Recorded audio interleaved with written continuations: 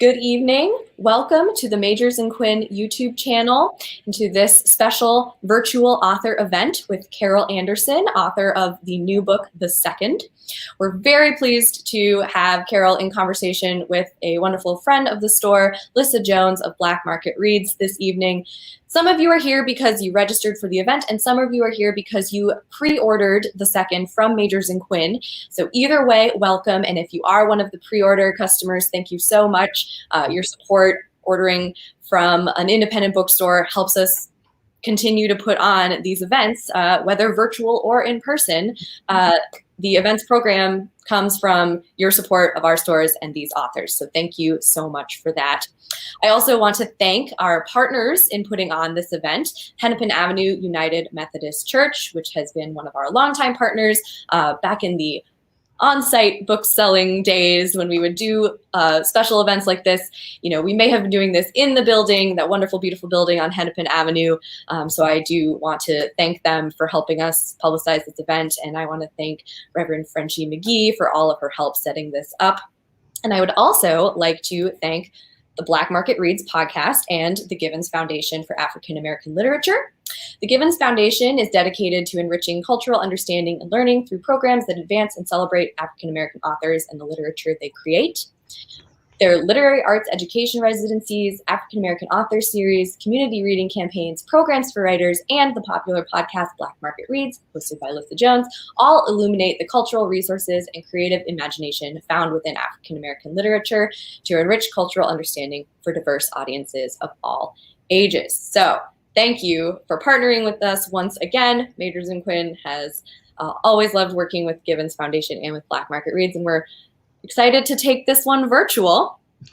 So for those of you who haven't gotten your copy of The Second yet, I will be putting a link to that title in the chat. Speaking of the chat, if you're watching on YouTube, let us know where you're watching from, say hi, and also ask questions. We will be able to take a few questions at the end of the hour, so if you have them, you can type them into the comments or the live chat section at any time during the event. We'll get to as many as we can. Questions for Carol, questions for Lissa, and I will be back on at the end of the hour to facilitate that. Until then, though, we're just going to listen to a fantastic conversation that has pretty much already kicked off right before we went live. They came in hot, and it's amazing. So I'm just going to introduce these two speakers and get out of everyone's hair. So first of all, we are so excited to welcome Carol Anderson, who is the Charles Howard Candler Professor and Chair of African American Studies at Emory University. She is author of One Person, No Vote, longlisted for the National Book Award and finalist for the PEN John Kenneth Galbraith Award, White Rage, a New York Times bestseller and winner of the National Book Critics Circle Award, Bourgeois Radicals, and Eyes Off the Prize. She was named a Guggenheim Fellow for Constitutional Studies. She lives in Atlanta, Georgia.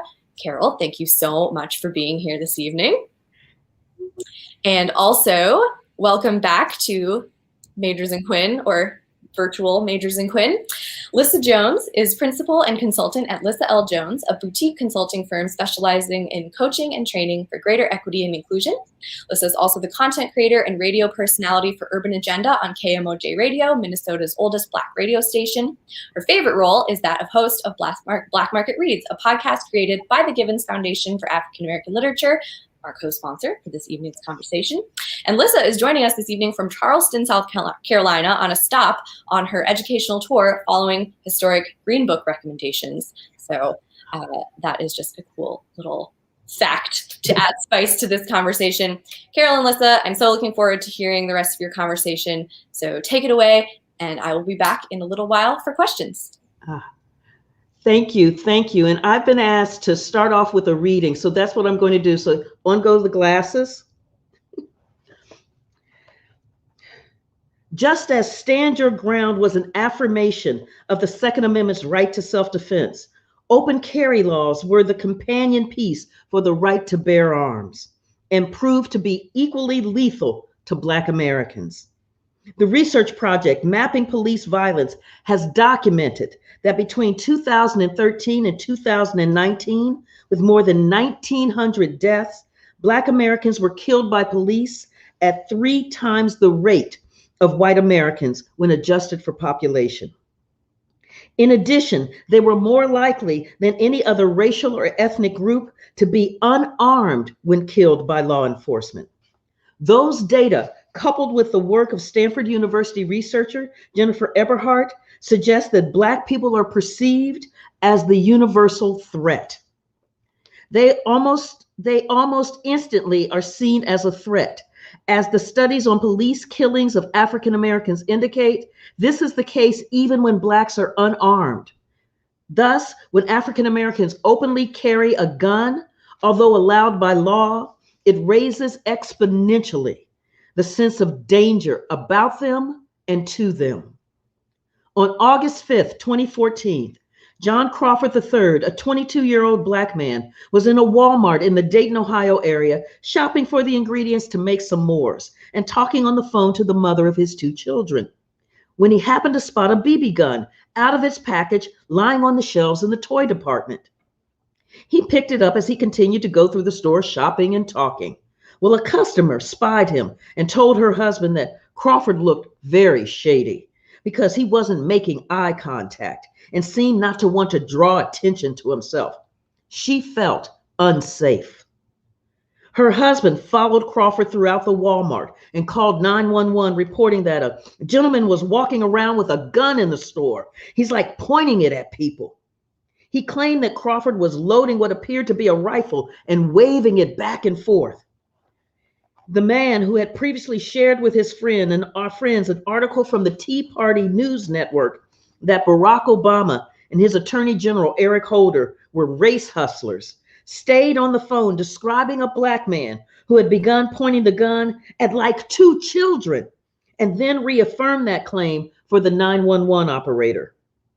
Spurred on by the fears of a couple afraid of a Black man in an open carry state who was openly carrying a rifle in a store where guns are sold, police officers believed they were rushing into something akin to an active shooter situation.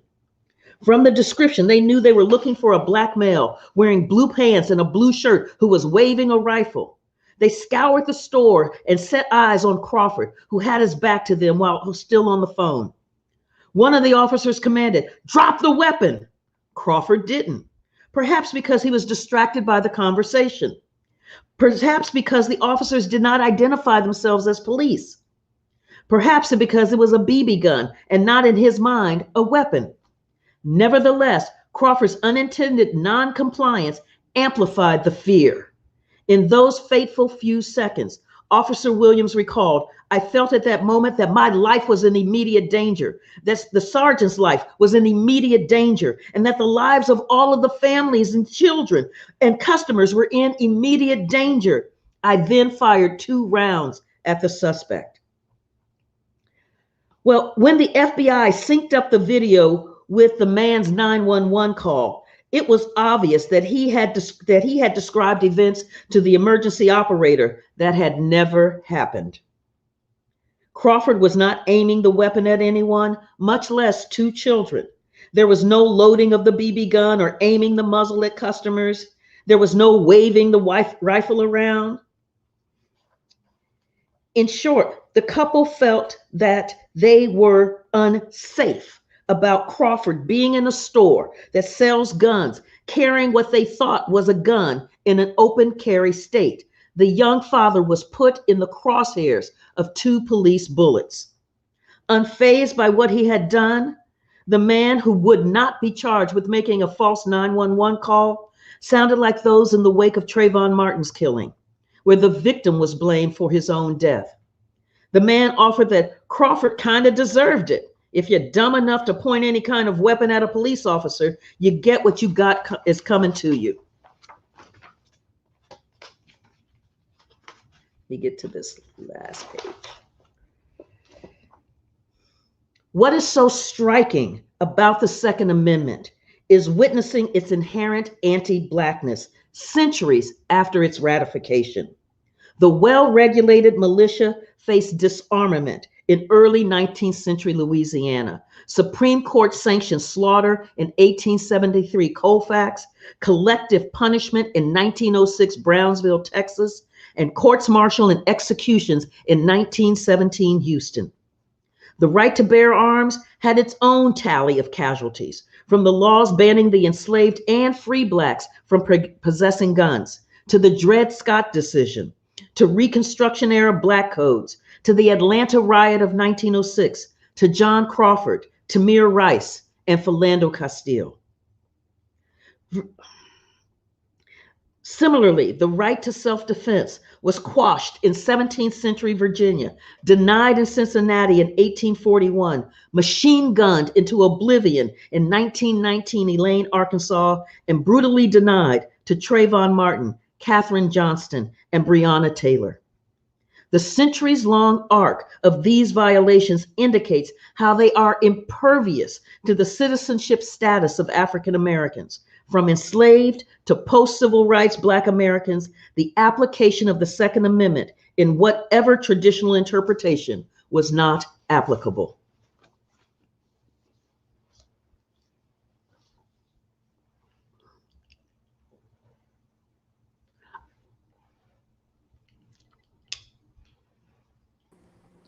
Carol, thank you. Thank you. I read your book, and at the beginning of the book, you cite the killing, the murder of Philando Castile. While I'm here in Charleston, South Carolina, I'm actually from Minneapolis, Minnesota, Minneapolis, St. Paul. And I know Valerie Castile, Philando's mother, and I know his uncle, Dwayne Castile. And it just grabbed me. Will you talk about what the book's about and what was the genesis of your idea for the book? And so this book emerged out of the killing of Philando Castile. When this Black man was pulled over by the police, and the police asked to see his ID, and Philando Castile followed NRA guidelines in alerting the police officer that he had a licensed weapon. And that was all it took. The officer saw threat and started shooting, with his fiance in the car and a child in the back seat, started shooting, killed Philando Castile. And then there was the silence of the NRA, the virtual silence of the NRA, when this Black man was gunned down for merely having a gun, a licensed weapon. And journalists began to ask, don't Black people have Second Amendment rights? And that's what I wanted to know, because Philando Castile's death hit me. It was just incomprehensible. But as I was going through this history, it became very comprehensible, in that it was his Blackness that was the threat. It was his very being that put him in the crosshairs of those bullets. And that's what I began to lay out with the Second Amendment, that it's not about guns. It is about the fear of Black people, the fear of Blackness, the language of Black people as threat, as dangerous to white society. And that emerges out of slavery and the fear of slave revolts, and the need to have this well-regulated militia in order to keep enslaved revolts down, in order to eviscerate Black people's rights. In fact, when you are talking about Philando Castile, you said, "Why did you shoot him, sir?" Yes. Yes. It went to the heart of my heart. Why did you shoot him, sir? I mean, why did you kill them, sir? Why did you do that? The interrogatory, sheep will never make a revolution. Let's talk about that. Benjamin Franklin, whom we are told to laud for all his wonderful ideas, but sheep and Black people have a relationship in his mind, and sheep will never make a revolution. Help me. Yeah. And so that was this conversation that they were having in the Second Continental Congress, where it was like, okay, we have just taken on the King of England. We have just taken on the most powerful nation on earth. We're getting ready to write a check that our butt can't cash. So we're going to need to be able to finance an army. So we're going to have to tax folks. And so there were people delegates from Pennsylvania that was like, okay, so what we ought to do is just do a head tax on all 2.5 million people who are here in the colonies. Well, the South rose up and went, whoa, whoa, stop. You're trying to tax our property. You are calling the slaves, people who can be taxed when they're no more than property. The man from South Carolina said, look, we don't tax your sheep. So why would you tax our property? And Benjamin Franklin is sitting there and he's like, well, there is a big difference, because sheep will never make a revolution. And that was the underlying reality, that the people that they were calling property were actually people, and those people would revolt. And there was an understanding that Black people did not want to be subjugated. They were not pleased with slavery. The narratives that we had about Black docility and this benevolent institution, the folks who were there at the time knew that was a lie. And this architecture rises up in order to keep slave revolts down, in order to keep the enslaved down. That architecture were the slave patrols buttressed by the militias. And so the slave patrols were the ones who were going into the slave cabins, looking for contraband, looking for weapons, looking for books, looking for writing materials. And the militias were there to buttress the slave patrols. So if something really blew big, like it did in Stono in South Carolina in 1739, then the militias would come in to clamp that down, because they were a much larger, powerful force. So the militias were there to quell slave revolts. I am so struck by so many things you're saying. I think about the idea, Carol, that I was sitting in the state of Virginia reading your book about Thomas Jefferson's notes from the state of Virginia, about the current correlation for Black men playing in the NFL who suffer CTE and who are compensated less because Thomas Jefferson introduced the idea that we are somehow intellectually inferior because we're Black. I sat in Virginia, in a state where they lauded James Madison, who came up with the idea that we were 3/5 of a human being. I sit now in Charleston, South Carolina, listening to you, watching the way that they honor Confederate monuments and Confederate generals and the Confederacy period, the way that South Carolina was willing to cede the Union. And even worse, what you taught me, to surrender to the King of England rather than to give up enslaved Black people. Yes, I mean, and that I found, that was one of the whoa moments as I'm doing this research, is that during the War for Independence, the British had been kicking some serious USDA grade A prime beef butt. And then the Continental Army that now allowed African Americans to enlist really got tough, it got strong, and it pushed the British back. So the British went to what they called the soft underbelly of the revolt, which was the South. And so they invaded Georgia, they invaded Savannah, and took it like that.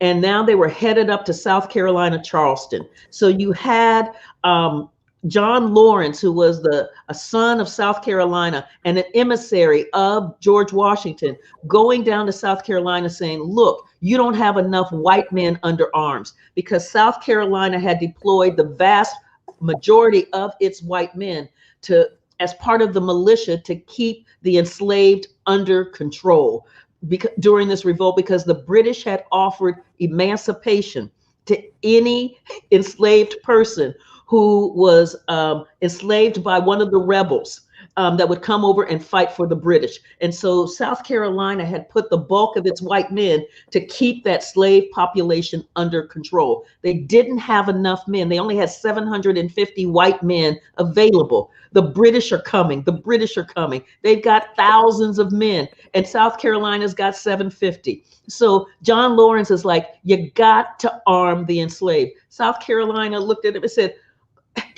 no. They were horrified. And they said, we cannot believe that, that this is a nation even worth fighting for, that you would ask us to do something like that. Then General Nathaniel Greene comes down, and he's pleading with them, begging with them to do this. And they're like, absolutely not. By this time, the British have invaded South Carolina and taken over Charleston. And they're like, absolutely not. And he explained to George Washington that there was a dreaded fear of armed blacks. So they said they would rather take their chances with the king than arm the enslaved. It is an incredible story. I was by accident, let me say, on this podcast, I was looking for Black monuments and testimonies to our history to signify and testify. And we came upon a park where they were honoring Andrew Jackson's mother, where they put George Washington up in a statue, where you wrote about George Washington coming with three of his enslaved people, one of whom I know her name. Ona Judge. Yes. Ona Judge. Erica's book is fantastic. Yes. Yes. Ona Judge, never caught, enslaved by the Washingtons. Yes. Really had to steal away her own body. Yes. And though she was never caught, had to be on the run from them constantly. They used the full resources of the federal government. I don't think people understand what capitalists will do for property, free labor that built this country. Yeah, and that Washington actually violated the law in terms of trying to capture her. And I mean, so Erica's book is phenomenal. Yes.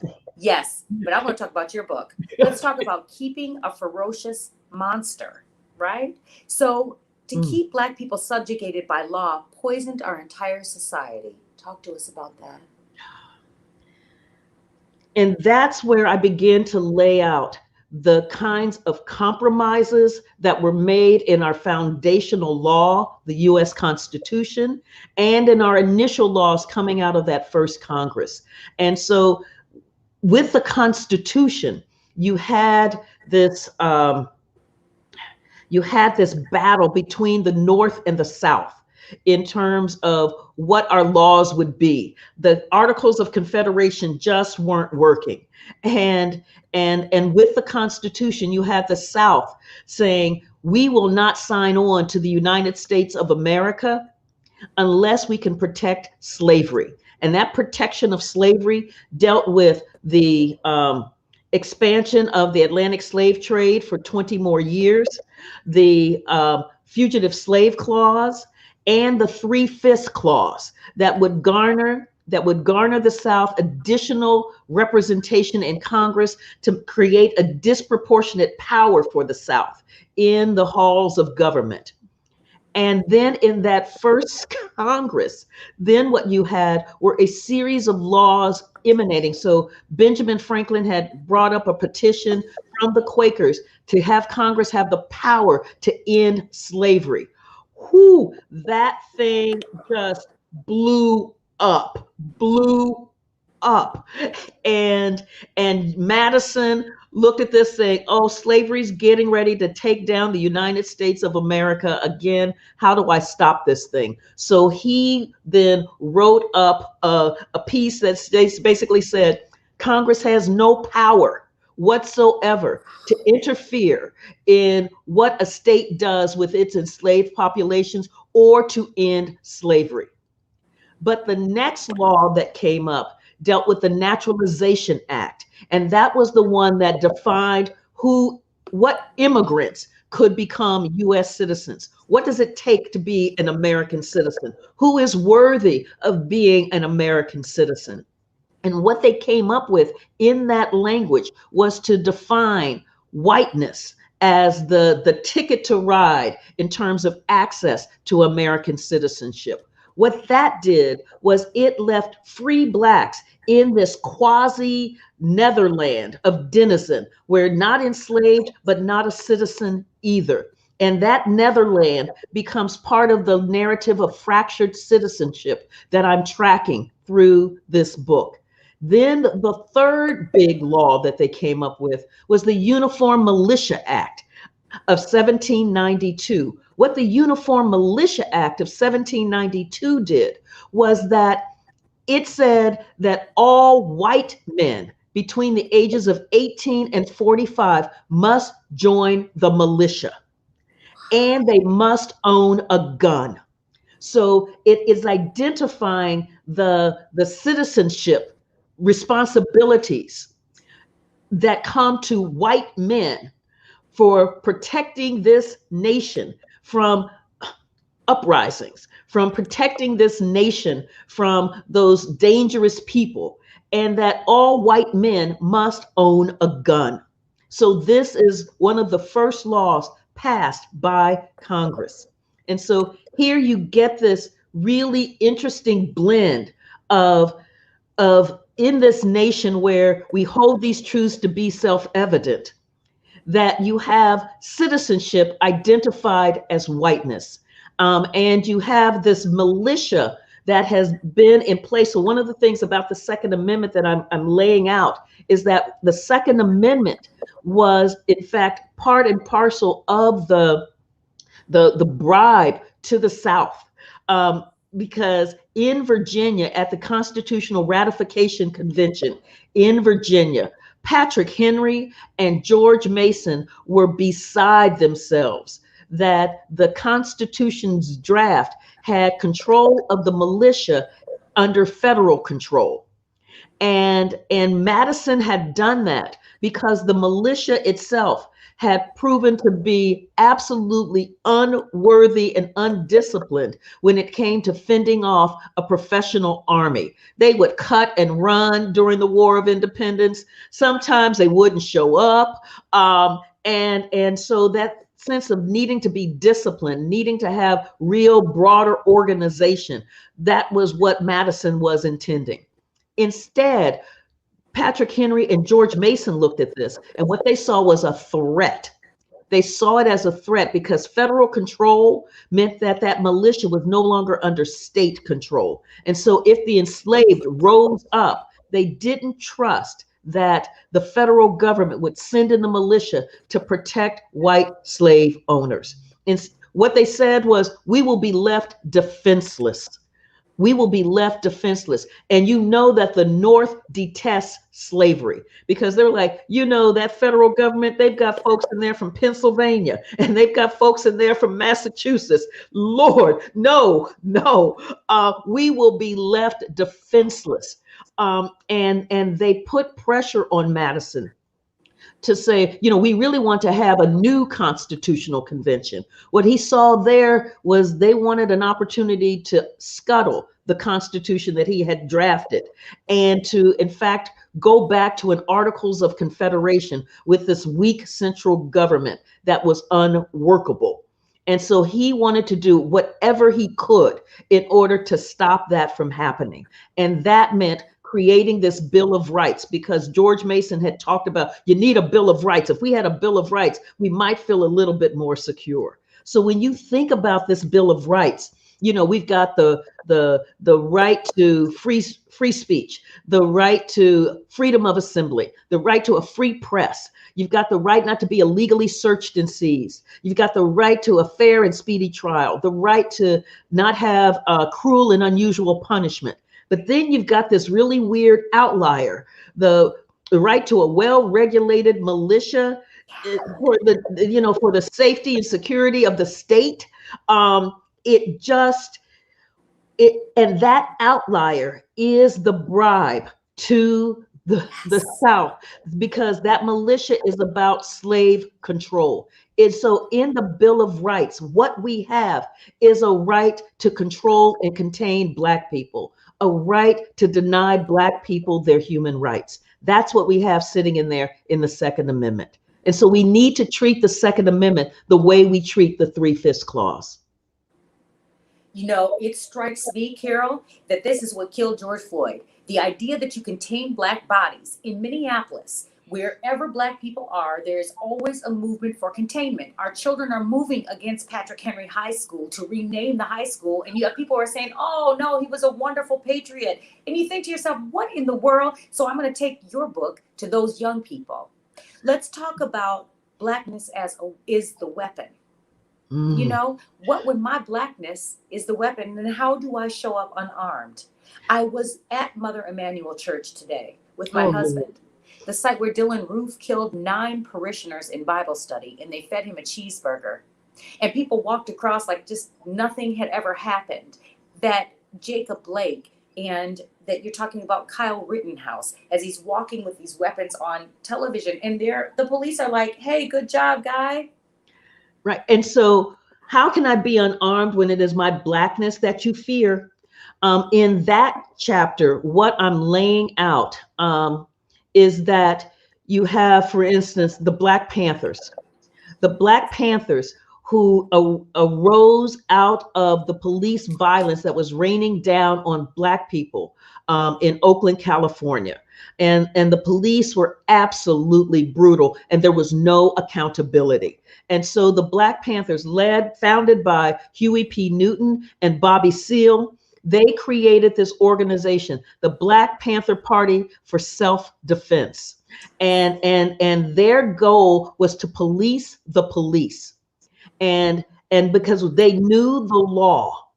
They knew the law, and so they knew that you could have open carry weapons in California, and they knew what kinds of weapons were legal in California, and they made sure that their weapons were licensed. They knew the California code. They also knew that the code said how far you had to maintain distance from a police officer who was arresting someone. And so they maintained that distance, but that policing the police, standing there with their guns openly, the police were like, oh no, oh no. And so they ran to Assemblyman Donald Mulford and said, you need to help us, because every time we pull over these Panthers, we don't have anything to arrest them on, because everything they're doing is legal. And so you need to make them illegal. And so Mulford drafted what was called the Mulford Act, and he had the help of the NRA in doing so. And they had the eager backing of Governor Ronald Reagan for the Mulford Act. And what that did was it made the tactics that the Panthers used to police the police illegal. So it banned the open carrying of those weapons. And Mulford tried to say, look, this isn't targeted at any racial group. I mean, this is for the Klan as well. But the Klan were not openly carrying weapons in California. Granted, they're violent, but they're not openly carrying weapons in California. That was the tactic that the Black Panthers used. And when you look at the letters back and forth, it's really clear that the Black Panthers are the catalyst for this Mulford Act, for this bill. What I'm also tracking through, how can I be unarmed when it is my blackness that you fear, is the way that the laws that are the pillars of the Second Amendment as we understand it. Stand your ground. So this right to self-defense, the right to open carry, and the Castle Doctrine. And I walk us through a series of cases where Black folks have been within their rights, as we understand stand your ground, as we understand the Castle Doctrine, as we understand open carry. And in each one of those, they were killed. And it was found to be justified. So John Crawford, the story that I read, he's in an open carry state, and he is gunned down for openly carrying a BB gun in a store that sells guns.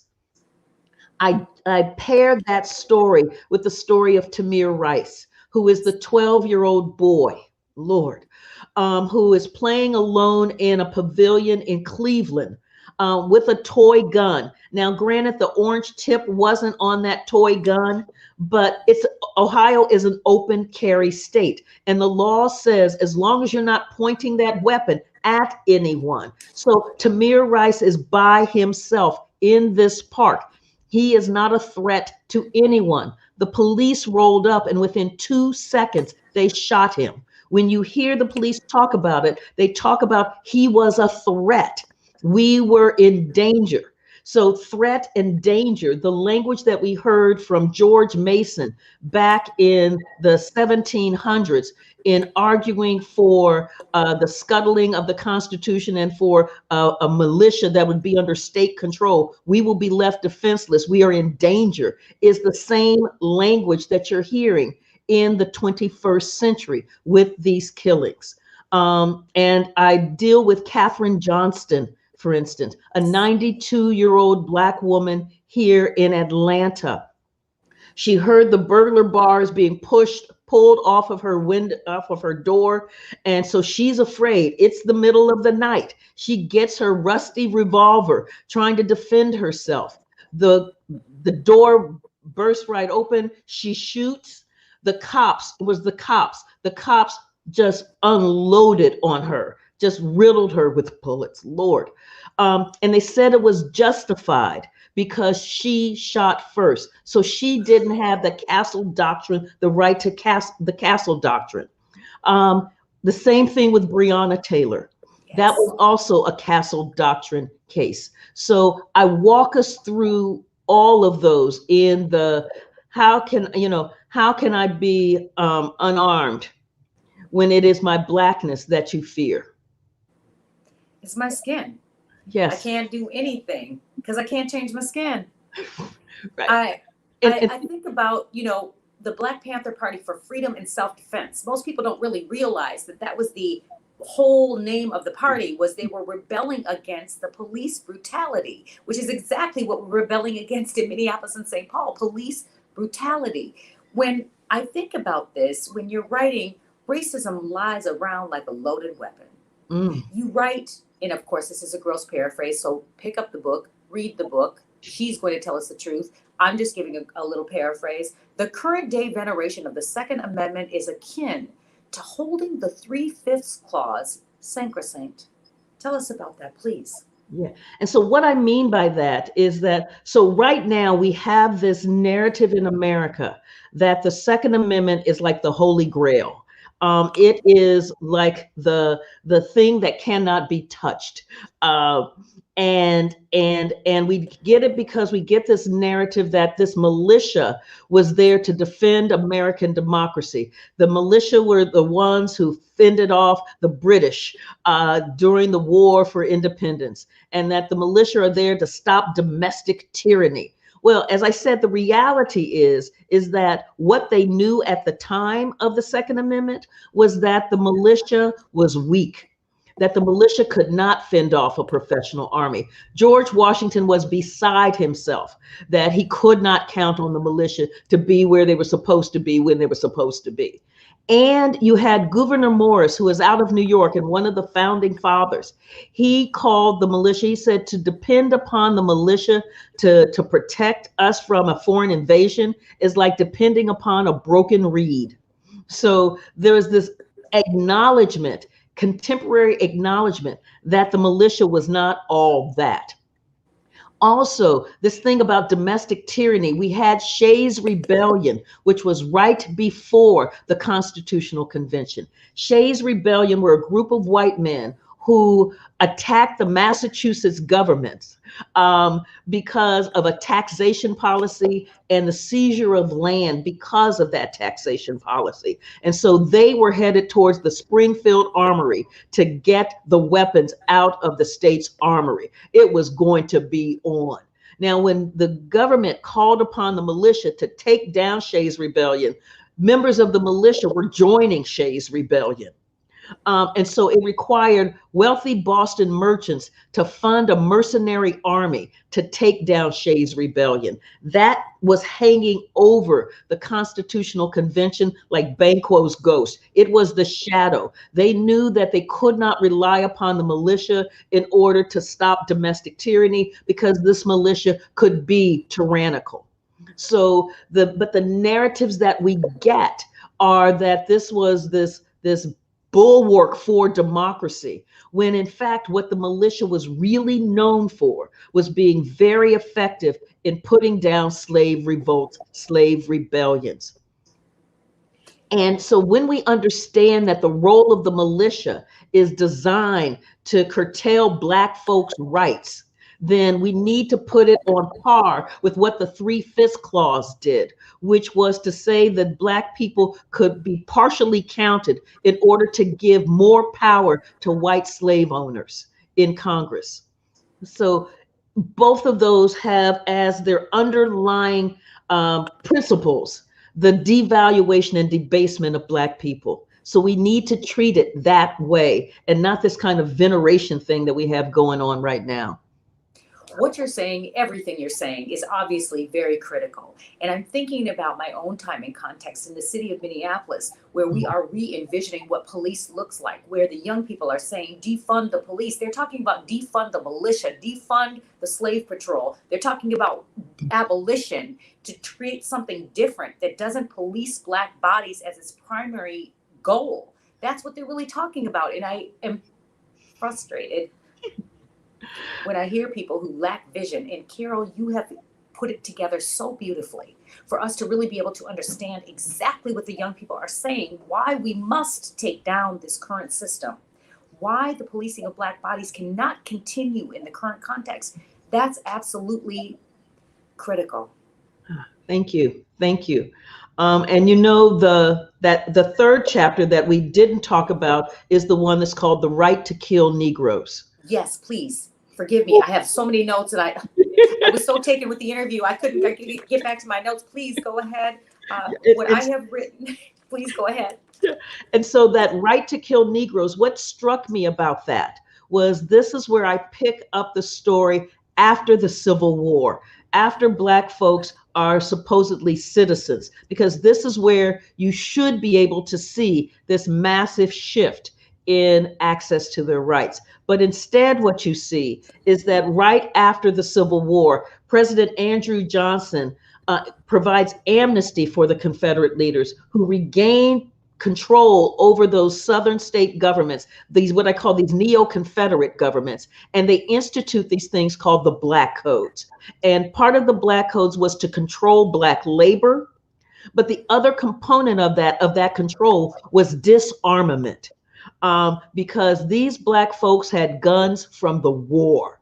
And so it was, how do we strip them of their guns? So you see these paramilitary forces working as agents, as arms of these neo-Confederate governments, and you get the rise of domestic terrorism as Black folks are just slaughtered. They're fighting back, but they are being slaughtered. And historian Annette Gordon Reed calls it a slow motion genocide. And you have these incidents such as the massacre at Colfax, and where the U.S. Supreme Court ruled that the law that was supposed to end white domestic terrorism actually was only about the state doing it, not these private groups like the Klan. And so there was nothing that could stop them from this mass murder that they had committed. And you get President Ulysses S. Grant, who is just bereft at this betrayal of the Supreme Court. And then you get the Hamburg massacre in 1874 in South Carolina.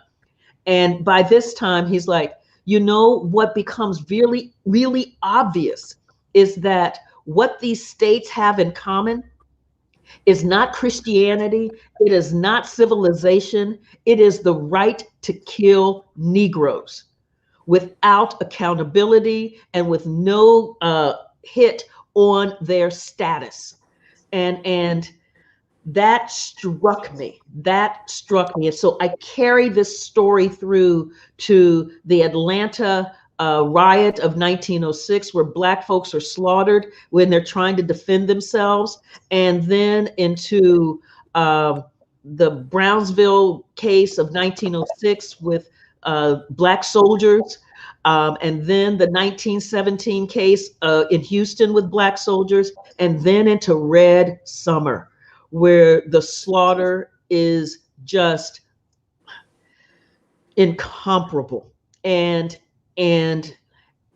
there is no accountability for all of these deaths. And so that chapter, The Right to Kill Negroes, just to me encapsulates where Black folks are trying to defend themselves, where we're looking at the right to self-defense, the right to bear arms, and the right to a well-regulated militia. And it's very clear, even with this kind of so-called citizenship after the Civil War, that it does not hold. Whew. When you and I were talking before this time, we were breathing a lot. I was thinking about how George Floyd fought for the right to breathe.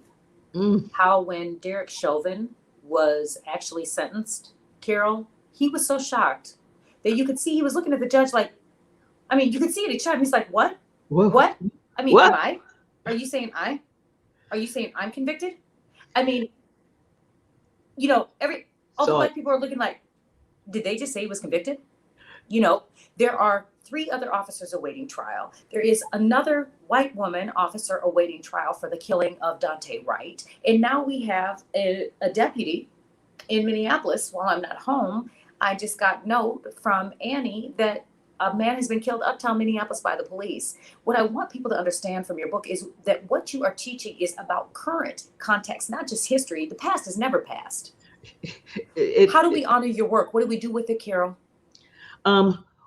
We know our history, so we know how to engage. That, you know, for me, writing these books, so when I wrote White Rage, it was to give us a way to understand not only the history of how we got here, but the reality of what we're dealing with now, and to do so in a way that was evidence-based. So it wasn't, this is what I think, but it was documented.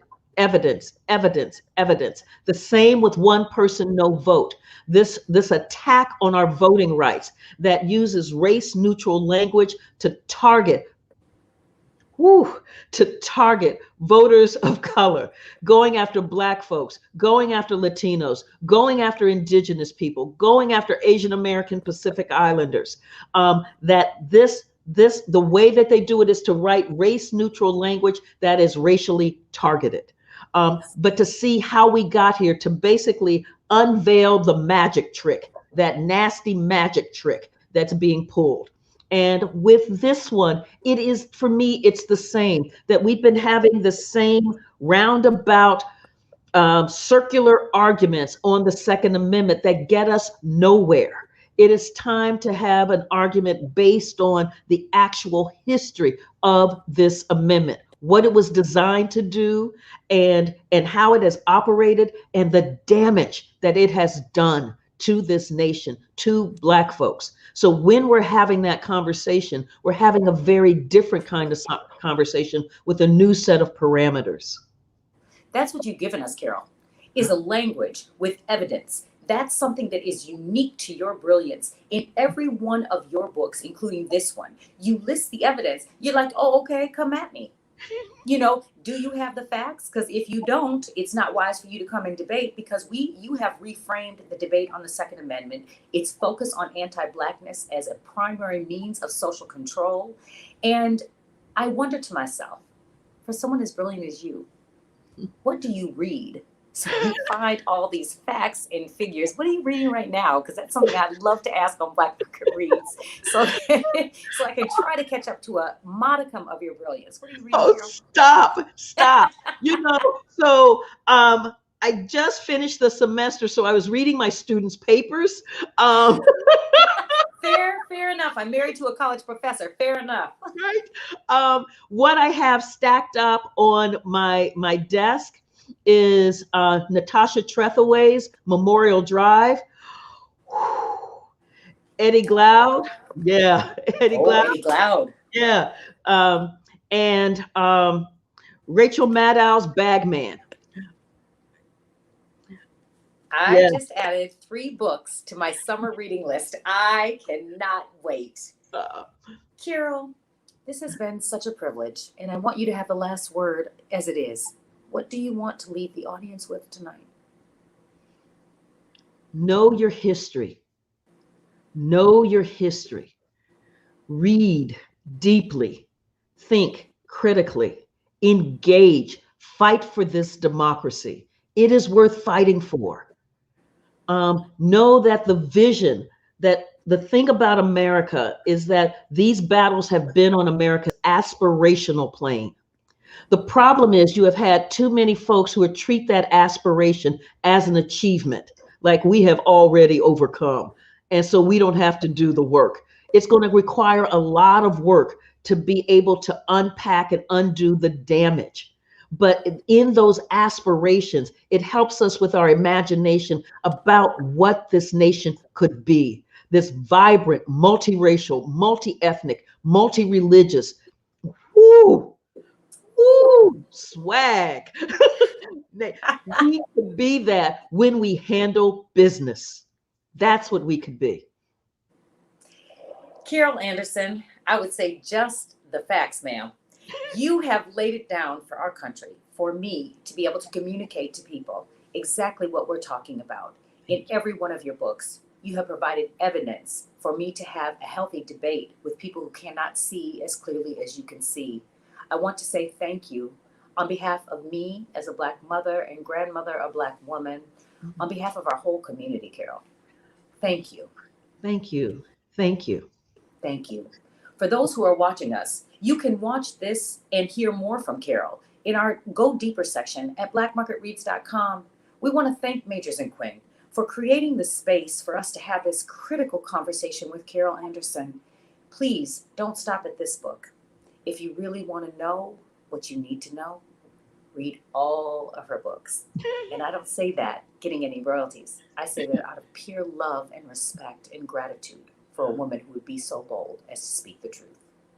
It is now my privilege to turn it back to Annie Metcalf, though I will admit that if Carol had several more hours, if she and I could just sit with her book underneath the tree, it would be a lot longer podcast than this. Thank you, Carol. Thank you. Thank you. Thank you so much, Lissa. Thank you, Annie. Thank you. Thank you both so much. That was great. I also, there could be like a part 2 of this. If you guys want to keep recording after. But yeah, I just want to say thank you to both of you, to everyone who was just watching along. We do have a comment here. I don't have any questions so far. So if you have a question, speak now or forever hold your peace, because we are coming up on 8 o'clock. So if you have a question, please do so. While you think about that, I will bring on, just to say hello, Reverend Frenchie McGee from Hennepin Avenue United Methodist Church. Just to say hello. They're one of our wonderful partners. Hi, Frenchie. Oop, she muted herself. There we go. Hello, Annie. Thank you so much. Carol and Lissa, it has been a privilege. On behalf of Hennepin Avenue UMC, we are so thankful to be partners with Majors and Quinn. We are happy to lend our voice to not only learning the history that allows us to know who we are, but also to lending our voice in our efforts to becoming the beloved community that we were created to be. And we are deeply, deeply thankful and happy to have been a part of helping you spread this new learning here in Minneapolis and around the world. Thank you.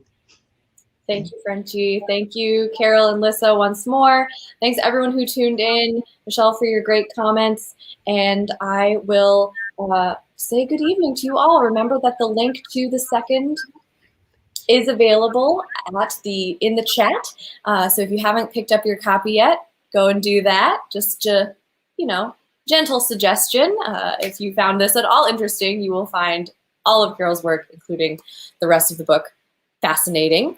And on behalf of Majors and Quinn, an independent bookstore in Uptown Minneapolis, have a wonderful evening and good night.